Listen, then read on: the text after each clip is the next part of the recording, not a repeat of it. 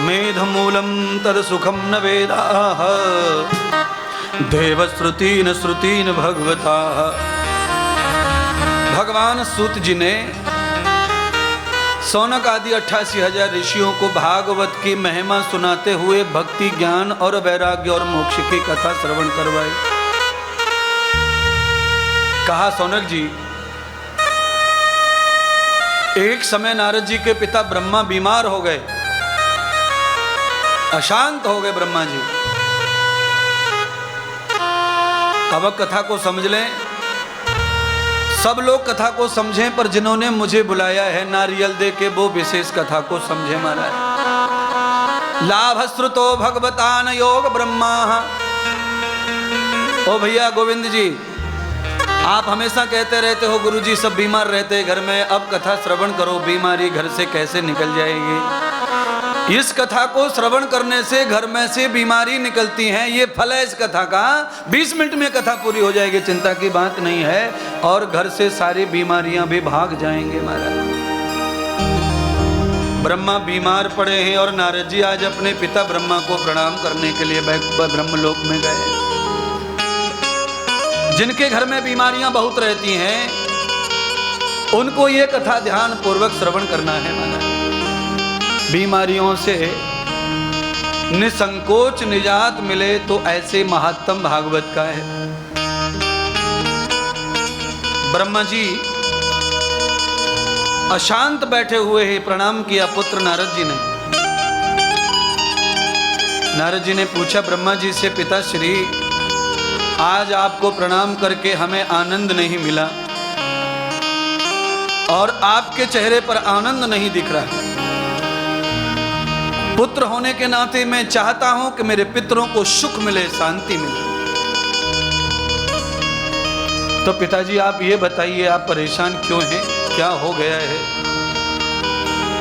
ब्रह्मा जी ने कहा नारद जी से, हे पुत्र, हे नारद, मैं अंदर से बहुत चिंतित और अशांत हूं, पर मुझे पता नहीं कि मुझे क्या बीमारी लगी है। मेरस्य दूतम तदमूल वेदा। भगवान को क्या बीमारी लग गई है ये वेद भी बताने में कम पड़ रहे महाराज। देवश्रुतम यथा मूलस्य वेदः। वेद भी नहीं बता पा रहे हैं कि ब्रह्मा को क्या भी चिंता है, क्या टेंशन है, क्या बीमारी है। क्योंकि जो चतुर्बुद्धि हैं, जो चालाक बुद्धि हैं, जो ज्ञानी हैं, जिन्हें चारों वेदों का ज्ञान है, अगर वो भी चिंतित और परेशान हो जाएं तो फिर दुनिया का कोई आदमी उनकी परेशानी दूर नहीं कर सकता। कौन दूर करेगा? या तो कोई शिष्य या तो कोई पुत्र ही उनकी परेशानी दूर हो सकता है, कर सकता है। कैसे दूर कर सकते हैं? तो कहा यथा वेदमृतम सेवागते।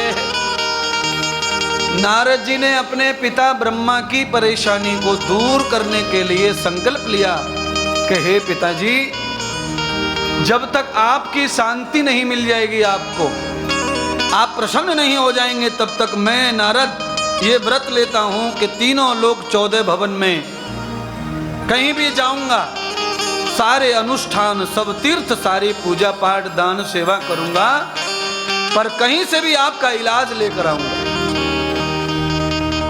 नारद जी अपने पिता की शांति के लिए तीनों लोग घूमते रहे। चारों धाम, सब सरिताएं, सब नदियां स्नान किए, सब श्राद्ध तर्पण पूजन किए। जितने भी ब्राह्मणों के द्वारा, पंडितों के द्वारा पूजा पाठ किए जाते हैं शांति के नाम से, नारद जी ने अपने पितरों के लिए सब किया। गोविंद जी और सुनिए आपके लिए, आप 2 बार नाम ले लिया मैंने आपका, क्योंकि सबसे ज्यादा मैं आपको ही जानता हूं, इसलिए नाम का फायदा भी आपको ही उठाना है। 1-2 दिन में जान जाऊंगा तो सबको आशीर्वाद मिलेगा नाम से, स्टेज से, व्यासपीठ से। गोविंद जी एक बात से और दुखी है। दूसरी बात क्या है कि माता पिता वो राजस्थान में रहते, हम भाई लोग यहाँ रहते हैं। पिताजी उनको कभी कष्ट नहीं आना चाहिए, उनको, गोविंद जी को ये अपने माता पिता का टेंशन लगा रहता है। तो मैं बहुत खुश हूँ इस बात से कि बच्चे को, गोविंद को, अपने माँ बाप के प्रति ये श्रद्धा है। कल तो उन्होंने ये भी कह दिया कि मैं तो वहीं जाना चाहता हूँ, उनके साथ रहूँ, उनकी सेवा करूँ, ऐसी कृपा करो। तो माता पिता से दूर होना, वो भी धंधे के लिए कमा रहे हैं, खा रहे हैं, पैसा आ रहा है, फिर भी माँ बाप की चिंता लगी है, तो ये भागवत तुम्हारी सार्थक हो जाएगी। भागवत करवाना अपने गांव में महाराज। सर्वम हितम न पुण्यम च पितृ योगे पुण्यः। पितरों के कल्याण के लिए भागवत सबसे ज्यादा कारगर होती है, काम करती है। मैं तो कहता हूं जिनके माता पिता दूर रहते हैं उन सारे लोगों को ऐसी चिंता होनी चाहिए जैसी चिंता भैया गोविंद कर रहे हैं माता पिता के। आज उनके माता पिता ने पोथी को रखा, कलश को रखा, यात्रा में यह सौभाग्य मिला।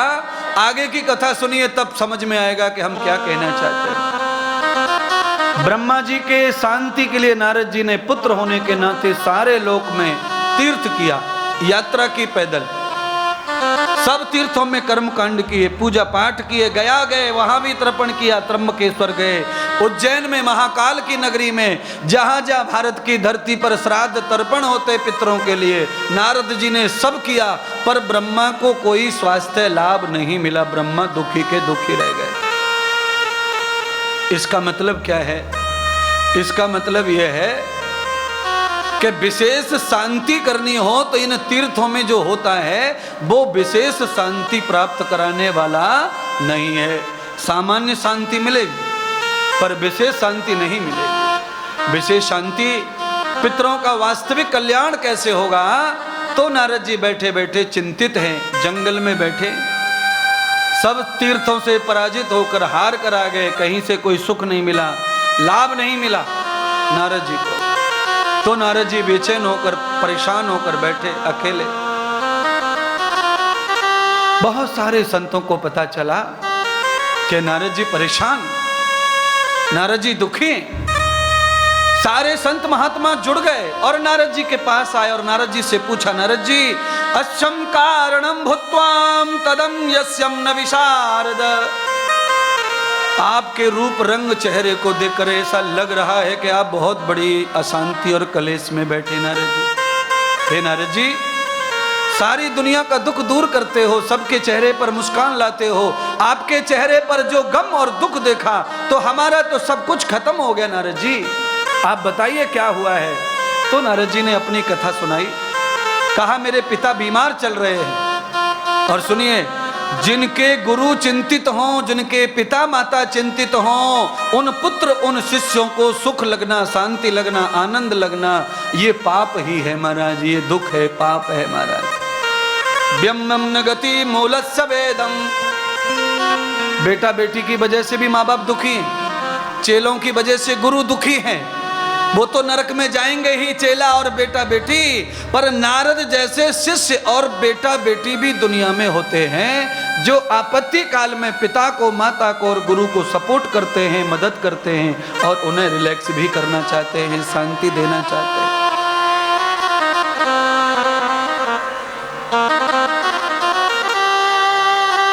षड्यंत्र बहुत बुरी चीज होती है, उसका नाम ही षड्यंत्र है।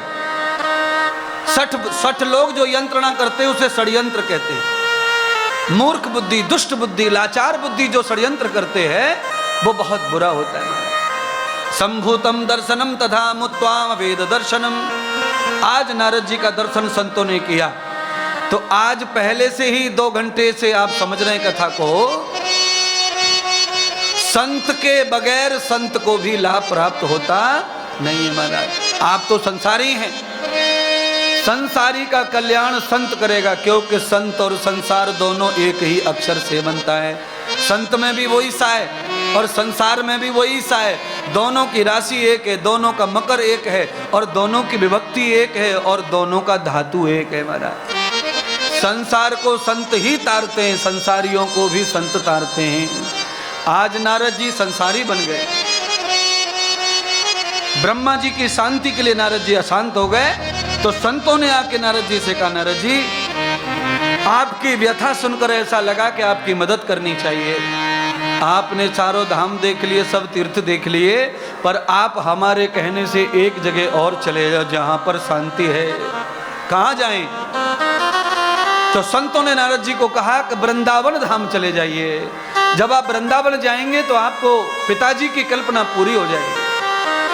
क्योंकि वृंदावन में भक्ति निवास करती हैं और भक्ति के साथ उनके घर में काम करने वाली दासी मुक्ति निवास करती हैं और उनके घर में ज्ञान और वैराग्य दोनों पुत्र निवास करते हैं। जहाँ पर भक्ति है, जहाँ ज्ञान है, वैराग्य है और मुक्ति है, ये चार जहाँ रहते हैं वहाँ पर ब्रह्मा को सुख मिलेगा, विष्णु को सुख मिलेगा, नारायण को सुख, शिव जी को सुख मिलेगा और जीव आत्मा भक्त का कल्याण होगा। और जहाँ पर ये चार नहीं है वहाँ कितना भी अगरबत्ती लगा लो तुम्हें कभी शांति मिलने वाली नहीं है। आप लोगों की भक्ति कैसी है? काली पट्टी बांध के आंखों पे भक्ति कर रहे हैं महाराज, और जो काली पट्टी बांध कर बाजार में चलेगा वो कहीं न कहीं तो ठुकेगा ठुकेगा ठुकेगा। हाँ, और इसीलिए तुम्हारा भरोसा भी टूटता है। हम तो हनुमान जी को बड़ा मानते थे, पर हमारा तो छोरा बीमार इतना हो गया कि ठीक ही नहीं हो रहा। हनुमान जी को इतना मानते भी बीमारी कैसे आ गई? तो हनुमान जी से श्रद्धा कम। क्यों? अंधभक्ति अंधभक्ति अंधभक्ति। अरे बाबड़ो, जब तक ज्ञान नहीं आएगा तब तक भक्ति आगे सरकने वाली नहीं है। अंधी भक्ति कर रहे हैं। कैसी भक्ति कर रहे हैं? तुलसी के पौधे को बचाएंगे नहीं पकड़ी से, खाली अगरबत्ती लगाएंगे, ये भक्ति है तुम्हारी। अगरबत्ती लगाने से फल नहीं मिलेगा। तुलसी के पौधे को सुरक्षित बचाओ तो फल आएगा। बीमारी घर में आएगी नहीं, बुखार आएगा नहीं, टाइफाइड आएगा नहीं, मलेरिया आएगा नहीं। महाराज तुलसी का फायदा लेते नहीं है, फिर घूमते फिरते बाबाओं के पास में। अरे घर के आंगन में तुलसी और बुखार आया कैसे? आया कैसे? सवाल यह है। हाँ बोलिए ना। अगर तुम्हारे दरवाजे पे चौकीदार खड़ा है तो चोर आया कैसे? आया कैसे? सवाल है कि नहीं है? सवाल। ये सवाल को हल करना है तो चौकीदार को ही पकड़ना पड़ेगा, वही बताएगा सही क्या है और गलत क्या है। तुलसी के पास जाओ, तुलसी से सवाल करो, भैया तेरे होते हुए बच्चे बुखार में क्यों? तेरे होते हुए बच्चों को निमोनिया क्यों? तुलसी फिर बताएगी, मैं खड़ी तो हूं पर तुमने मुझे ऊर्जा नहीं दी, ताकत नहीं दी, मैं कैसे रक्षा करूंगा। जिस चौकीदार को महीने के महीने तनख्वाह नहीं मिलती वो फिर बेईमानी करने लग जाता है, फिर वो रात में सो जाता है। जैसे सेठ जी सोए चौकीदार भी सोया। महीने के महीने ड्यूटी, महीने के महीने तनख्वाह दो और समय समय पे प्यार दो और समय समय पर इंक्वायरी भी लेते रहो तो सुरक्षित और सावधान होगा तो नौकरी बराबर करेगा। तुलसी मैया को अगरबत्ती लगाना, दिया दिखाना, ये तुम्हारे लिए श्रद्धा का विषय है, पर विज्ञान ये कहता है कि तुलसी को दिया अगरबत्ती दोनों की जरूरत नहीं है, उससे उसे नुकसान पहुंचता है। और विज्ञान अगर कह रहा है तो हमें तुलसी मैया को नुकसान नहीं पहुंचाना चाहिए। अच्छा ईमानदारी से बताओ, सब सेठ लोग एक साथ बोलना, अगरबत्ती लगा के तुम्हारी नाक के आगे उसका धुआं कर दिया जाए तो खांसी आएगी कि नहीं?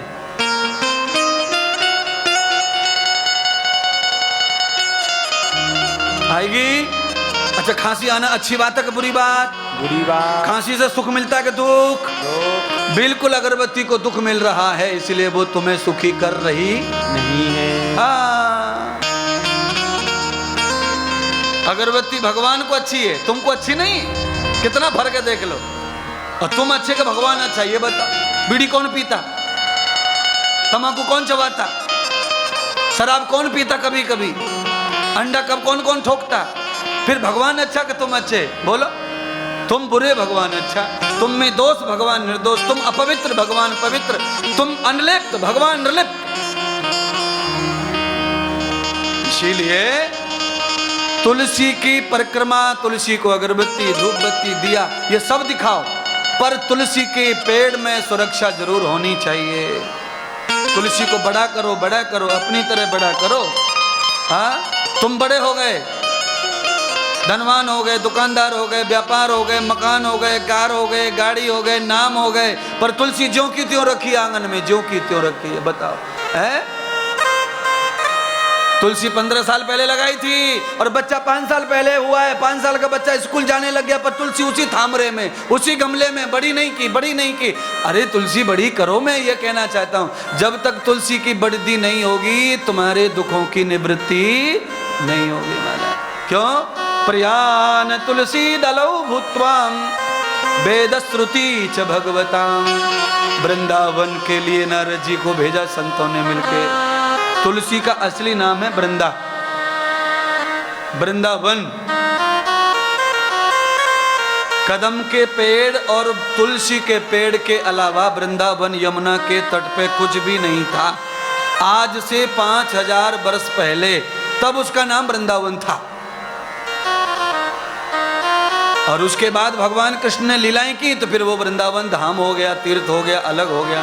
पहले ऋषियों की भूमि थी वो, जिनके भी रोग हो जाते थे वो वहां जाते थे, जंगल में कुछ दिन रहते थे, सारे रोग निरोग हो जाते थे, ठीक होके घर लौटते थे। यशोदा मैया ने भी भगवान को 6 महीने में भेज दिया था वृंदावन, क्योंकि वो बीमार हो गया था, सुनता नहीं था। तो वृंदावन जाओ, वहाँ ठीक होके आ जाओ, क्योंकि कदम और तुलसी ऐसे वृक्ष हैं जो भगवान को अति प्रिय हैं और वो औषधि हैं। उनके संग में रहकर हमारे रोग खत्म हो जाते हैं महाराज। इसीलिए हम लोग जब माला देते हैं, किसी को मंत्र देते हैं, तो उसके गले में तुलसी की माला पहनाते हैं, जिससे आदमी का मन बुद्धि बीमार ना पड़े, शरीर बीमार ना होवे। पर प्रॉब्लम क्या है, ये मालाएं नकली आती हैं आजकल, ये तुलसी की नहीं बनाता कोई, खाली तुलसी की कहकर बिकती है और हम भी लाते हैं और तुमको देते रहते हैं। तुलसी की माला गले में उतर जाए तो साक्षात भगवती माता लक्ष्मी हमारे गले में आ जाती है। फिर रोग कैसा, खांसी कैसी, जुकाम कैसा, बीमारी कैसी, जिनके गले में तुलसी की गुरु माला है उनको बुखार कैसा कैसा। भाई साहब नकली है वो अलग बात है, तुलसी की महिमा अद्भुत है, पर तुलसी की वृद्धि होनी चाहिए। अगरबत्ती लगा लगा के तुलसी के सारे पत्ते झड़ा दिए, धागा लपेट लपेट के तुलसी को पतला कर दिया इन महिलाओं ने, और फल मांग रही हैं, फल मांग रही हैं, फल मांग रही हैं। ईमानदारी से बताओ, पुरुष लोग बताओ, पेड़ पतला होता जाएगा फल देगा? पेड़ बड़ा होगा तब फूल देगा, फल देगा। पतला कर दिया धागे बांध बांध के, तो काय को फल आएगा? फिर तुलसी ने फलना फूलना बंद कर दिया तो वो तुम्हें फल कहां से लाएगी? इसीलिए हाथ जोड़ के कथा कह रही है, जरा फलित करो तुलसी को, फलित करो, फूलित करो। पल्लवितम न योग दर्शनम। नारद जी वृंदावन की ओर संतों के कहने से बढ़े। वृंदावन में जैसे ही नारद जी पहुंचे, वहां पर जो चमत्कार देखा वो बहुत ही खतरनाक था। सपने कुछ हो गया कुछ। कभी कभी आदमी अपनी उन्नति के लिए कुछ करता है और उसके साथ उल्टा ही हो जाता है ना, तो फिर उसके लिए मरने के सिवाय कोई रास्ता नहीं है। क्योंकि जिंदगी भर जो कमाया जो था वो सब पूंजी लगा दी बड़े होने के लिए कि कुछ भला हो जाएगा, कुछ भला हो जाएगा। और गद्दारों ने ऐसी गद्दारी कर दी कि सब चौपट हो गया। आदमी को सिर्फ मौत नजर आती है। धरितम न वेद दर्शनम।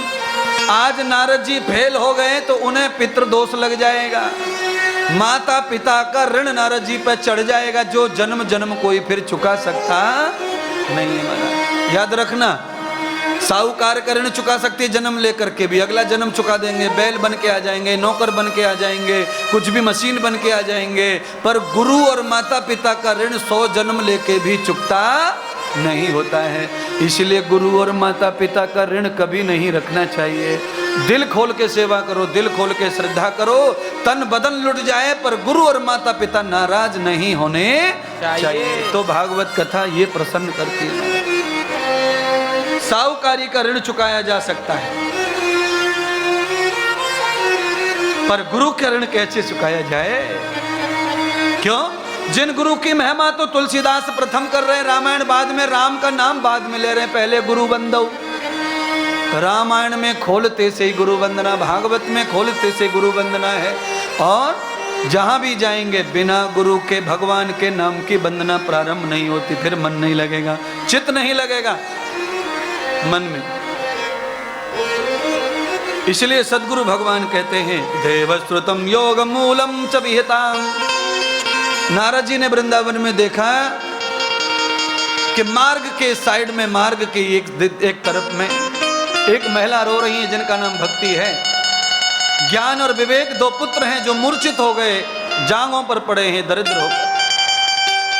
मुक्ति जो दासी का काम करती थी वो भाग गई भक्ति को बीमार देखकर। आप समझ जाना, बीमार ज्यादा दिन घर में कोई रहे तो उसको सब लोग धीरे धीरे छोड़ देते हैं अकेला। इसीलिए महीने 2 महीने बीमारी ठीक है, ज्यादा दिन बीमारी रही तो घर वाले प्यार करना बंद कर देते हैं।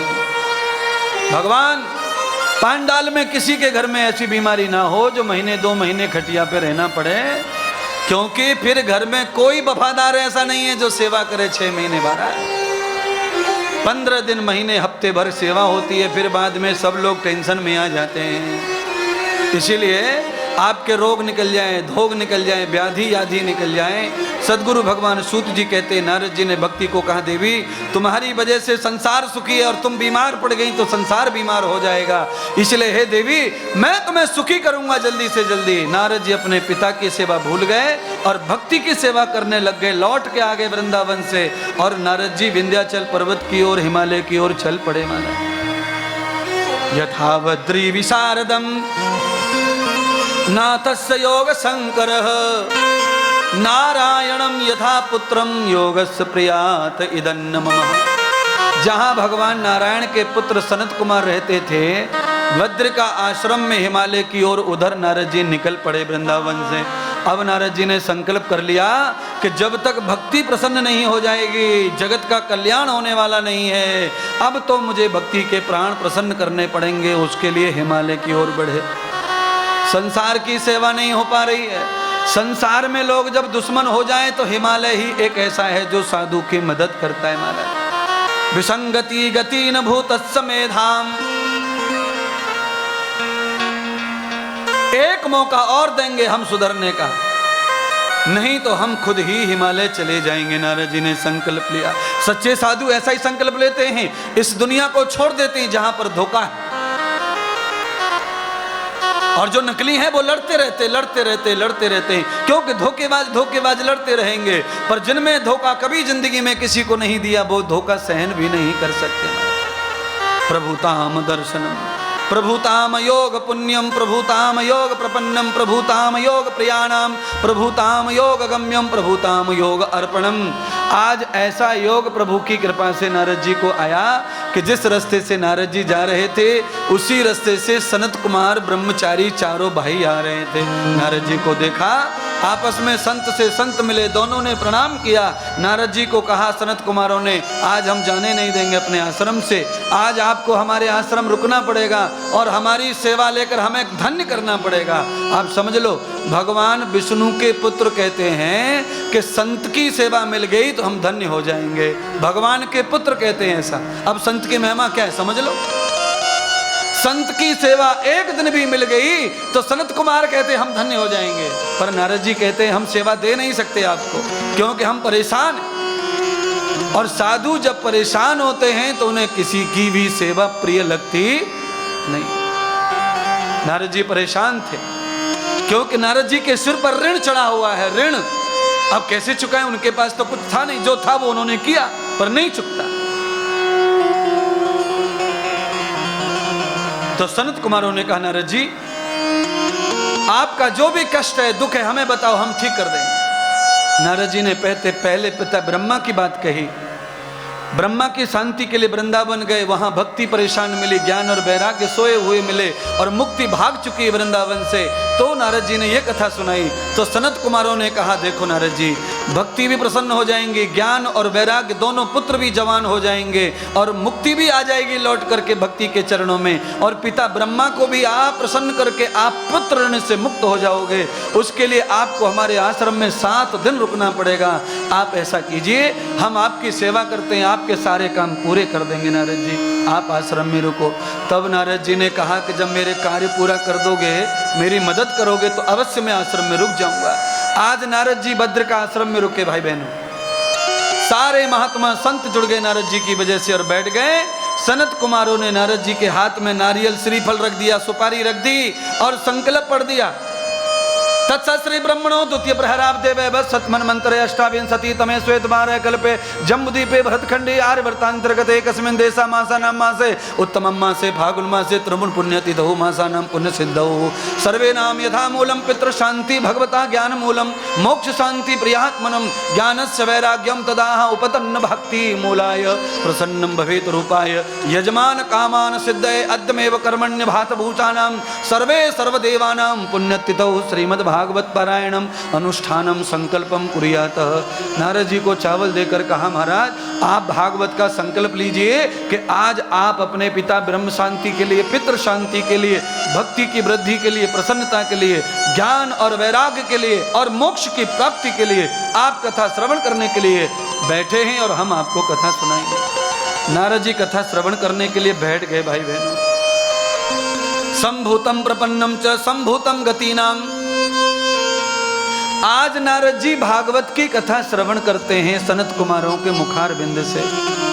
चारों भ्राता नारद जी को भागवत की कथा श्रवण कराते हैं महाराज। कहते हैं चौथे दिन की कथा जब कृष्ण जन्म होने लगा, वामन जन्म होने लगा, राम जन्म होने लगा, तब ही भक्ति वृंदावन छोड़ करके नारद जी की कथा में पहुंच गई और प्रसन्न होकर के नंद घर आनंद भयो नाचने लगी महाराज। ज्ञान भगवान कृष्ण को ज्ञान रूप का है तो ज्ञान प्रकट होके जवान हो गया, वैराग्य पैदा हो गया और उनके पीछे पीछे मुक्ति बनके दासी बनकर आ गई, भक्ति के चरणों में बैठ गई। हे भक्ति माता मुझे आपकी सेवा में ही रखो, आज आप जवान प्रसन्न हो गई हैं तो मुझे भी आपके साथ रखिए, जहां आप जाएंगी मैं वहां जाऊंगी। अब आप समझ लो सब लोग, जब तक आपकी भक्ति प्रसन्न नहीं होगी तब तक मुक्ति आने वाली नहीं है। मुक्ति मांगने से नहीं आती है, चाहने से नहीं आती है। अगर आपकी भक्ति प्रसन्न है तो मुक्ति आएगी आएगी आएगी, क्योंकि भक्ति के घर मुक्ति पानी भर रही है, दासी का काम करती है महाराज। और काम वाली की वैल्यू ज्यादा नहीं रहती मालकिन के आगे, मालकिन तो भक्ति। ज्ञान को देखा, ज्ञान वैराग्य खड़े हो गए। ब्रह्मा जी सब देवताओं को साथ लेकर आए, ब्रह्मलोक से फूल बरसा रहे। तब नारद जी के 1 दिन 2 दिन 3 दिन और निकले महाराज। जैसे ही परीक्षित मोक्ष की कथा, उद्धव जी के ज्ञान की वैराग्य की कथा भगवान कृष्ण ने सुनाई, तभी ब्रह्मा जी फूल बरसाने लगे प्रसन्न होकर के। सारे महात्मा संत भी जय जयकार करने लगे भागवत का। नारद जी ने संकल्प ले लिया कि आज सनत कुमारों के मुख से जो भागवत मैंने सुनी है, जिस भागवत की वजह से आज मेरे पिता ब्रह्मा फूल बरसा रहे, प्रसन्न हो गए, अर्थात मुझे आशीष दे रहे हैं कि मेरे पुत्र की कथा श्रवण करने से पितृ की यानी मेरी शांति हो गई, तो आज मेरा पुत्र नारद मुक्त हो गया मेरे ऋण से।